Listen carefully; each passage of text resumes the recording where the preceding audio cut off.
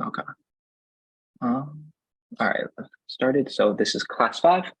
Overview of today's class. We're gonna just go over it, see if anyone has any questions about last class's homework. Then we're gonna move on and talk about some rational expressions and equations, extraneous solutions, radical functions, rational exponents, rationalizing denominators, analyzing rational functions, and then just wrap up and questions. So a lot of fraction stuff today and functions. Okay. Right. So first off, does anyone have any questions about last week's homework or just about any homework in general? Of course, if you haven't already submitted it, you still have time. Even if you submit it late, that's fine. I'd be happy to look over it and just give you some feedback. Okay. Right. I do not see any questions, so I'll keep going. So first off, we're going to talk about rational expressions and equations. Today is probably going to be a lot of like rules, formulas, and kind of not necessarily memorization, but just a lot of things to know. And we're going to, of course, go through a lot of examples. So rational expressions and equations. So I think this should be mostly review. So for any rational expression, PQ, and the polynomial R, where of course R does not equal 0, P times R, PR divided by QR is equal to PQ times R over R. Of course, any number over itself will always equal 1, so it will just equal PQ. And then adding and subtracting, of course, when you're adding and subtracting two fractions, you will need, or just two expressions in general, you will need to have a common denominator. That's the most important part. And then just for dividing rational expressions, when you're dividing, you have to take the reciprocal of the second fraction or the second expression. In other words, just flip it around. Make the denominator the numerator and the numerator the denominator. And then you just multiply and you get your answer. So pretty much review. And then let's see, next slide. So this is a meme I found on the internet. Brace yourself, fractions are coming. All right, so here are a few examples. Let's just take like 5 minutes to work through these. Once you've finished them, and just put your answers in the chat box, and then I'll go over them as a class. So just keep in mind when you're doing all of these, to make sure that you put them into the simplest form. All right, we'll go until 3:42. Just take a few minutes to work on them, and once you finish, just type your answers in the chat box. Of course, if you don't get to all of them, that's also completely fine. You can just put in whatever you have so far.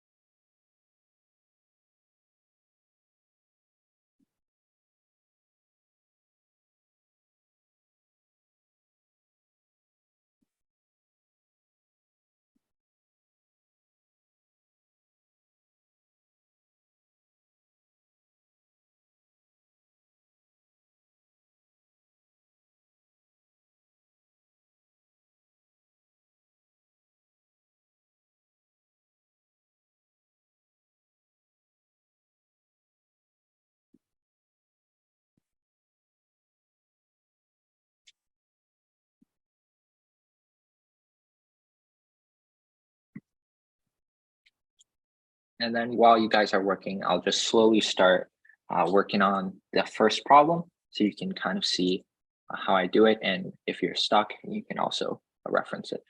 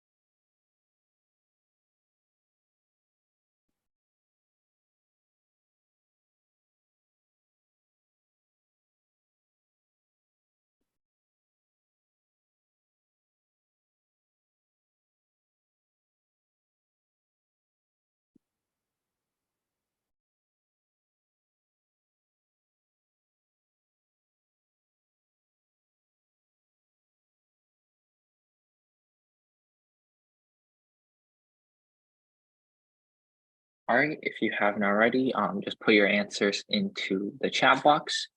And then afterwards, after you put your answers into the chat box, I'll take a look at them, and then I'll go over these questions.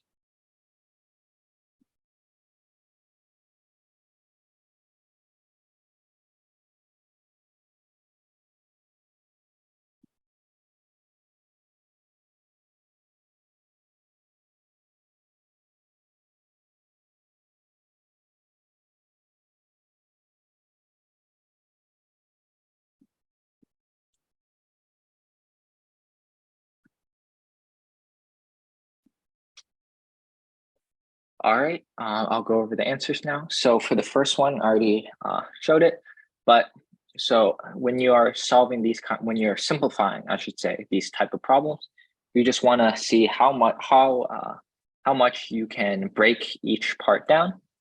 So for example, in this first problem, the x cubed plus 27, you can break that down using the using cubes. So x, that simplifies or goes into x plus 3 times x squared minus 3x plus 9. And then you just and then you have the 4x to the third. And then down below, you can take out the -2, and then you get x plus 3, and then you just have this number, this very nice number, x squared minus 3x plus 9. So then afterwards, you can very easily just cancel them out, cancel out the top and bottom. 4x cubed divided by -2x is -2x to the third. So this is just you can very easily simplify these by finding, what similarities do the top and bottom have. Okay. So next, for this one, of course, you want to first flip the second fraction around, so you have the reciprocal, and then of course you would want to factor all of this. So on the top, you would get the 8z squared plus 14z plus 3 simplifies to 4z plus 1 times 2z plus 3. The top, which would now be 35z squared plus 3z minus 2, you can simplify that to 3. You can factor that, into 7z plus 2 times 5z minus 1. Right here. And then for the bottom, you get 4z plus 1 times 5z minus 1. And then for the bottom, right, you have 2z plus 3 times z plus 2. And now we have a lot of numbers that we can cancel out right here. So 4z plus 1 and 4z plus 1, you can just cancel that out very easily. And then the 5z minus 1 and the 5z minus 1, that cancels out. And then the 2z plus 3 and the 2z plus 3. And then all you have left is colors. All you have left is 7z plus 2 divided by z plus 2. So as it's very in order to simplify these kind of fractions or expressions, just keep in mind the first step that you always want to do is factor every single one of these individual expressions as much as you can, and then of course look at what can be canceled out. Finally, for this one is a bit more complicated. So we have x minus 5 and then x squared minus 5x. So right here, right away, you can see that the only difference between these two is an x. And this one right here, the only difference is x minus 5. So you want to, of course, have it so that they all have a common denominator. So the first one would be 6x. The top, let me put that up, 6x. This one would just stay x minus 35. And then lastly, this one, you would get 2x minus 10 when you multiply. So afterwards, you combine all of these top numbers, you add them together. And afterwards, you would get you would get 6x plus x minus 35. Make sure to, very important, make sure to keep the symbols in mind, because you have the negative here. It would be negative 2x plus 10. All right, and then at the bottom, we have x squared minus 5x. And then from here, the top turns into 5x minus 25. Bottom still stays the same. And then from here, you can see that we can factor even more. We can take out an x minus 5 from both the top and the bottom. Those two cancel out. So all we are left with is 5 divided by x. Does anyone have any questions about the process, or how I got these answers, or just anything in general? All right, I do not see any questions, so I will keep on moving along.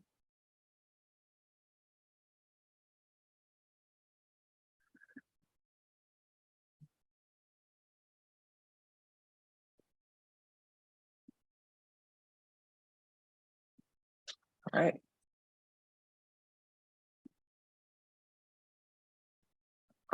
So these are some more complex fraction examples. Let's take about 5 minutes to work on these. We'll reconvene at 3:53. Once you solve the problem, just put the answer in the chat box. Again, if I will do the first one, so for the first one, sorry, you would want to set it up like 3a divided by 25b squared. And then, of course, and then that would be, the whole thing is divided by 9a squared over 5b. So in order to change the division symbol into a multiplication symbol, you just flip it around. So you get 5b divided by 9a squared. And with that, you would want to multiply these two numbers. After you multiply, you would get, so first, you would, it didn't represent it super well, but you can cancel out numbers from here. From 25b, you can just get 5b. And then from 9a squared and 3a, you just get 1 and you get 3a. So then in the end, you're just left with 1 over 15 b a, or ab, and that would be your final answer. So let's just take we'll take 5 minutes, work on these 3 problems, and then once you solve the problem, just put your answer into the chat box.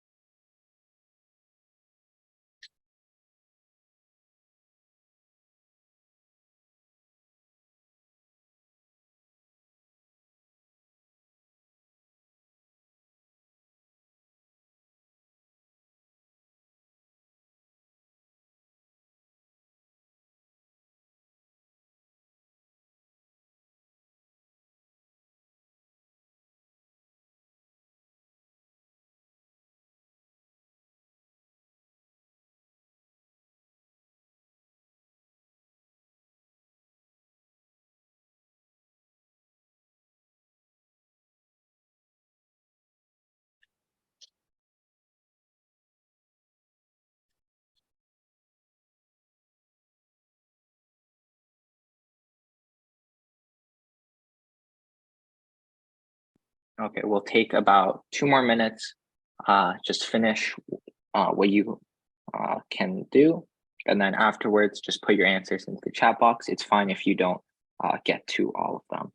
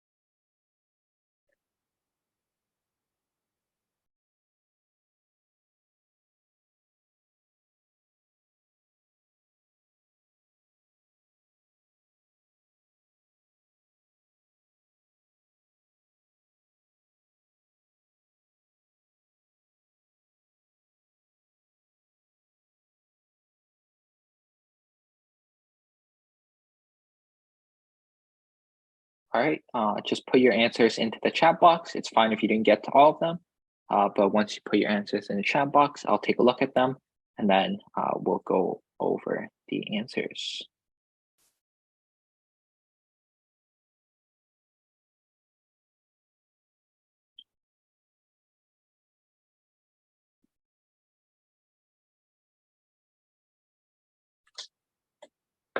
All right.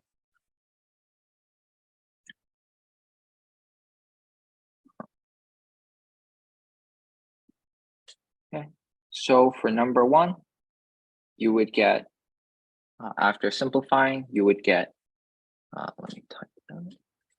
X times x plus 5 divided by 2 times x minus 5. You would get this by first, you would get the opposite reciprocals. You would get 6x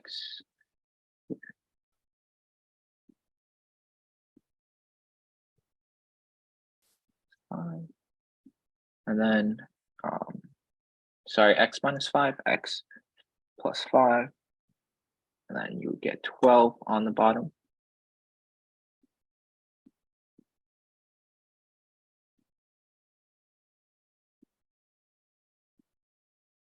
Right? These cancel out. You get 2 on the bottom. You are left with x up here, x times x plus 5, and then x 2 times x minus 5. For the sake of time, I'm not going to go over and explain the other answers super in depth. But if you want me to, just put it, message me in the chat box, and I'll be happy to go over any specific question. For the third one, you would get negative x squared divided by y squared. And then for the last one, you would get 2y plus 3x divided by y minus 2x. Okay. Does anyone have a specific problem that they would like me to go over, or any questions that they have about any of these answers?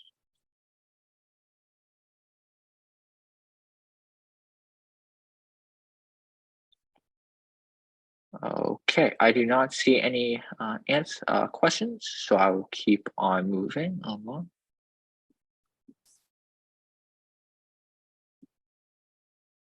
All right, now we're going to be talking about extraneous solutions. So what are extraneous solutions? Extraneous solutions are just a solution to the equation, which makes the denominator of that equation 0. Because as you know, a fraction can have a numerator of 0, but a fraction cannot have a denominator of 0. That does not work. Okay, so I will do the first one. For the sake of time, I'll skip most of the steps. But afterwards, after some intensive solving, you would get 0 equals 3x minus 1 times x plus 1. Firstly, of course, you would move. You can move this to this side of the equation, and it becomes negative. And then you would have to multiply it by 3x minus 1 and this side by x, so they have the common denominator. But anyways, from this, you can see that we have two solutions. We have x equals 1 over 3, or x equals -1, right? And typically, you would use the fancy curly brackets and just say, oh, -1 comma 1/3. But this is where you have to be careful. You have to double check if the solutions are extraneous. So how do you check if a solution is extraneous or not? Very simple, you can just plug the answer back into the equation to double check. So for example, if we plug 1 over 3 back into the equation, right, what do we get? So here, this just cancels out to 1. This bottom cancels out to 0. This becomes 3. Let me redo that. 3 is not good. So this whole, the middle would be 3. And then this side would also become, the bottom would be 0. And as we know, 1 over 0 is not, you can't do that. A fraction cannot be divided by 0. So therefore it is an extraneous solution, because you have this you get this wonky answer of 1 over 0 plus 3 equals 1 over 0. So this answer would not work. And of course, if you cancel out the 1 over 0 on both sides, you would get 3 equals 0, which is obviously not true. So that equation just does not work as a whole. But then, of course, if we plug in -1 into the answer, you would get, for this side, you would get positive 3 over 4 minus 1 equals 1 over -4. So what you would get is you would get 3 over 4 minus 1 equals -1 over 4. And if you solve that, it is true. So in this case, the -1 would not be an extraneous solution. It perfectly fits. When you plug it back in, the equation works out. Both sides of the equation are equal. So therefore, -1 is a solution. Of course, after you find out if there is an extraneous solution or not, you would have to take it out of the solution set. So therefore, 1 over 3 is not a solution. But of course, if you ever run into a problem on a test or a quiz that says, list the extraneous solutions, you would, of course, just list 1 over 3 for this problem. You would not list -1 because it is not an extraneous solution. Okay, let's take 2 minutes and just work on the second problem, and then find the extraneous solution, find the real solution and the extraneous solution of the problem. After you're done, just type the extraneous solution and the real solution into the chat box, and I'll take a look at it.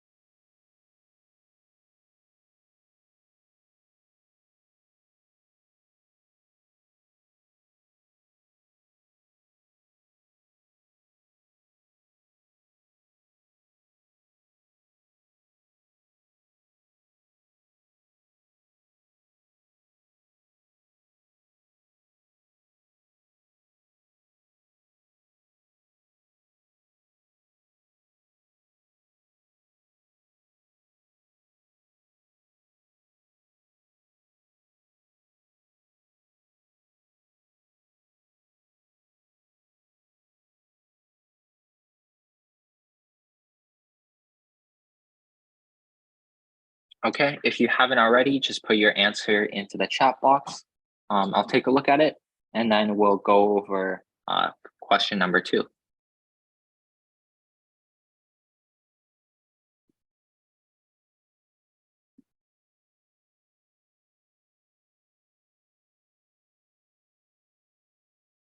All right, now I will go over question number 2.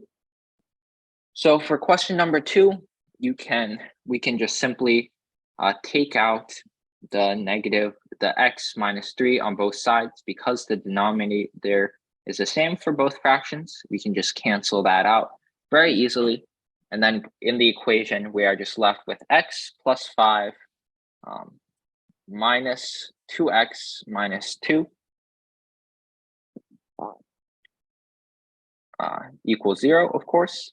And then after, we can simplify that. So we would get negative x equals negative 3, which equals x equals 3.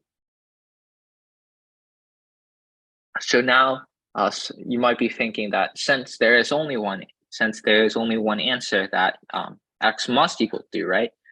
But that is not always necessarily the case. And when we plug it in, we see that the denominator of both sides of the equation are equal to 0. The top becomes 8, and this top also becomes 8.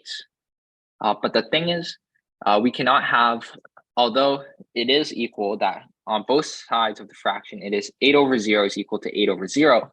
But as I've said before, you cannot have a fraction that has a denominator of 0. So in this case, the answer would be no solution.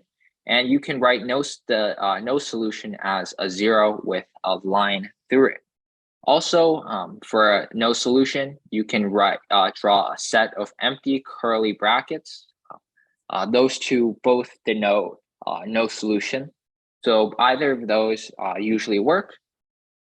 I prefer the curly brackets, but I would say both of these are viable answers to the problem.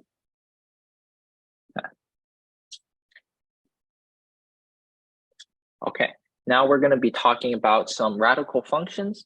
This is just some quick vocabulary about radical functions. So this part, the n is called the index. The radical is the square root, the entire square root.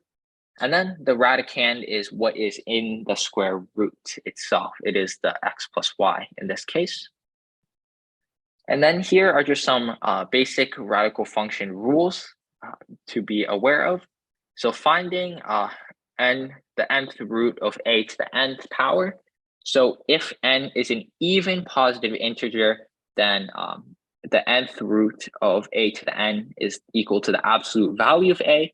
And then if n is an odd positive integer, then the nth root of a to the n is equal to a. This is because of when we've dealt with powers, when you have any number that is in even power, the number always comes out to positive, right? If it's like negative 3 squared, it comes out to 9. But whereas if it is an odd power, like for example, negative 3 to the third, that's negative 27. So that's just why for an odd positive integer, it is just the number itself, whereas for an even integer, it is the absolute value of a. The product rule of radicals. So if the nth root of a and the nth root of b are real numbers, then the nth root of a times b is equal to the nth root of a times the nth root of b. The quotient rule, very similar as well. So the nth root of a divided by b is equal to the nth root of a divided by the nth root of b. And also very important, b cannot equal 0 because then it wouldn't be a real fraction. And then the cube root of a is written as 3 root a. And the cube root of a is only equal to b if b cubed is equal to a. So these are just some important rules to keep in mind when you're solving radicals. These will help you. These will greatly help you in saving time and just solving equations, simplifying equations in general when you're dealing with radical functions. So here we just have some pretty quick examples. We have your goal for these examples are just to simplify. I'll do the first the first few. So if you've seen this, you should, if you've been to the past classes, you should know that this will involve I, the first one, because I is equal to the square root of -1. So you would take out I, and then afterwards you are left with I. The color isn't right. You are left with I root 25, which equals plus or minus 5I. Okay, and then for the next one, you just you take the square root of it, and the square root of x to the 10th is just x to the 5th. And then lastly, for this one, the cube root of 1/64. You can simplify that. I don't know how to express it, but I'll just say, excuse me, 3 root, just pretend that means the cube root of the cube root of 1 divided by the cube root of 64. And then the cube root of 64 is 4. So for this answer, we would just get 1/4. Let's take 5 minutes and just work on these 3 problems. Let me mark them. So let's just work on 1, 2, and 3. Let's take 3 minutes. Let's say the last number 2 and number 3 are pretty easy. If you reference back to, I'll just go back to it really quick. If you use this property, if n is an even positive integer, then the nth root of a to the nth is just the absolute value of a. And then if n is an odd positive integer, then the nth root of a to the nth is just a. So that should help you guys get through number 2 and 3 pretty quickly. So we'll just take 2 to 3 minutes and work through problems 1, 2, and 3.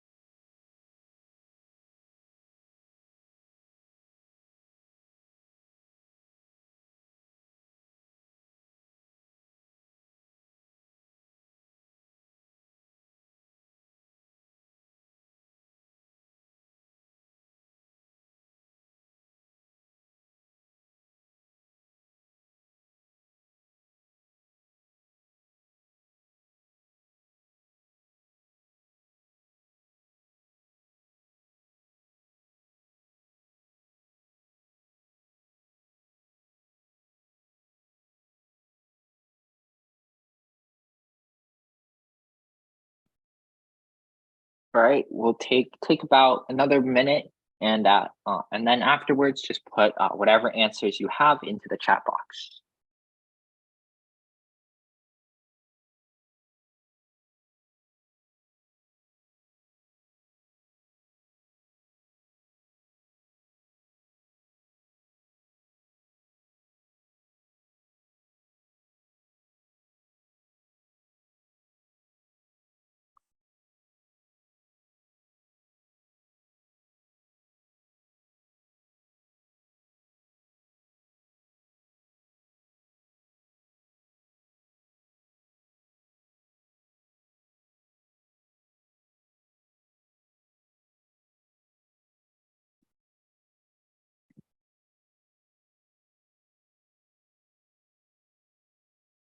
Alrighty.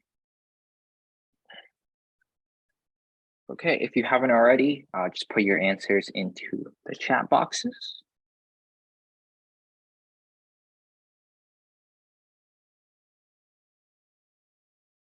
Okay.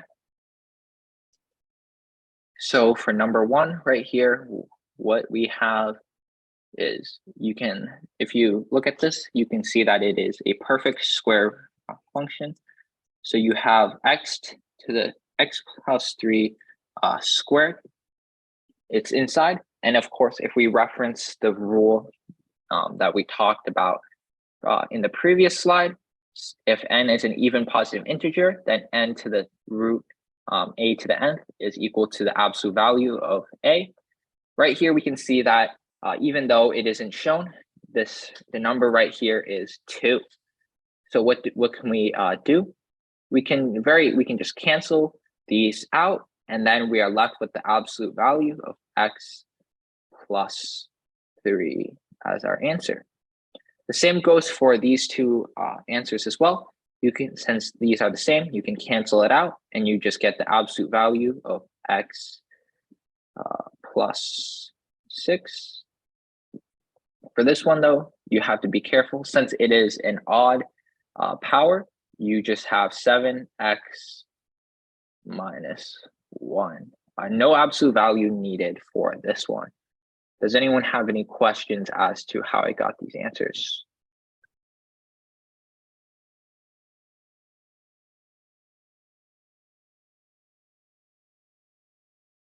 Okay, I do not see any questions, so I will keep on going.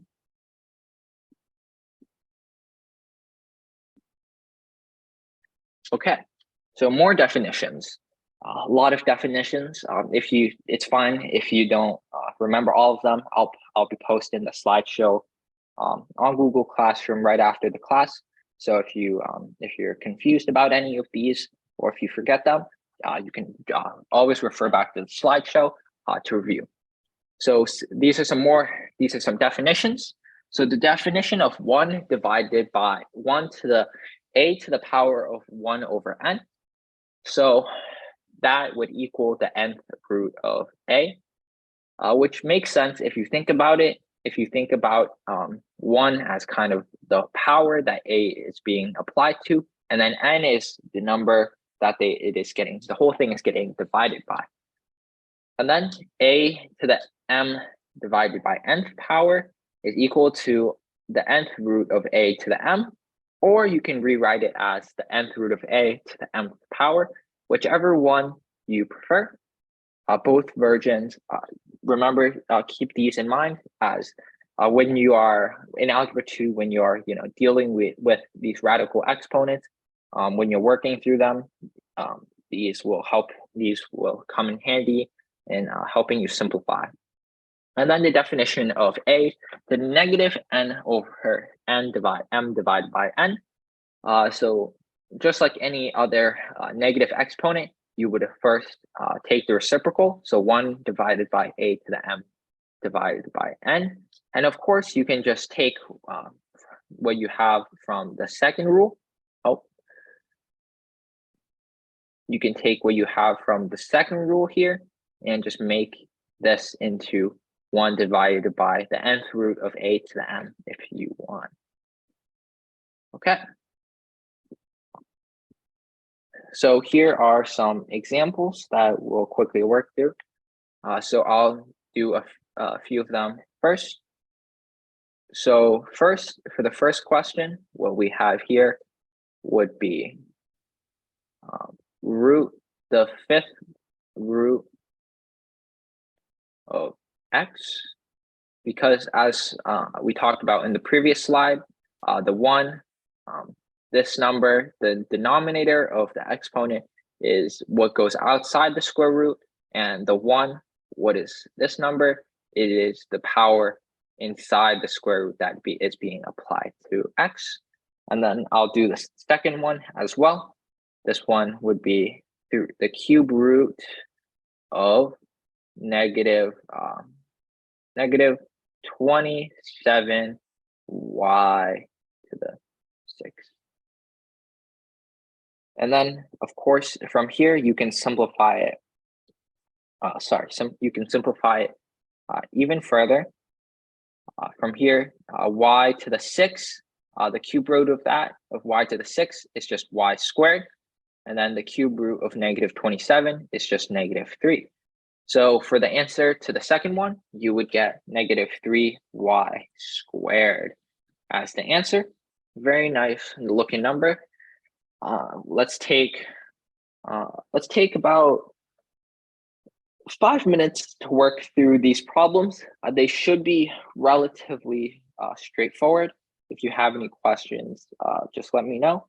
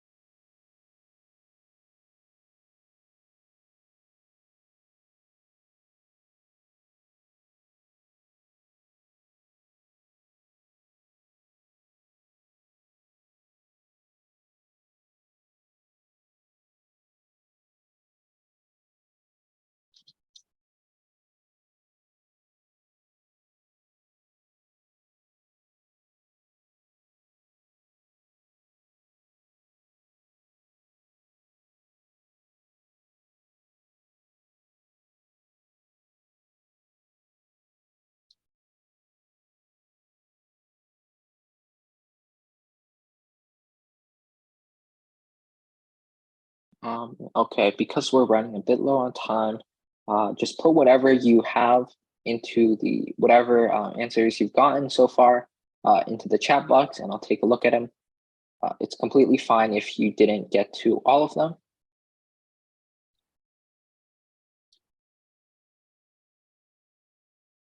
Okay. So for the first one, it's a tricky problem. Make sure that you look closely, that the exponent is only being applied to x. It isn't being applied to 7. 7 just stays as is. So it would be 7 times the 5th root of x, right? Next one, you would get -64. For the next one, you get 1/8. The next one, you would just get the seventh root of 2x plus 1 squared. And then for the last one, you would get -1 divided by 64. Does anyone have any questions as to how I got these answers? or how I solve them.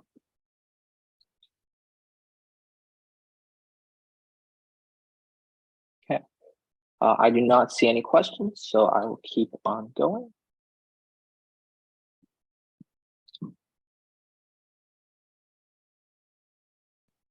These are some more examples. We can just skip them for now. All right, adding, subtracting, and multiplying radicals. So radicals with the same radical index and same radicand are like radicals. Remember, the index is just the number outside the square root, and the radical is the whatever expression is inside of the square root. So those two have to be the same. If both sides of the equation are raised to the same power, all solutions of the original equation are among the solutions of the new equation. This is pretty much just a fancy way of saying if you raise both sides to the same power, the equation, your answers will stay the same. It won't change anything. Much like if you multiply each side of both sides of the equation by the same number.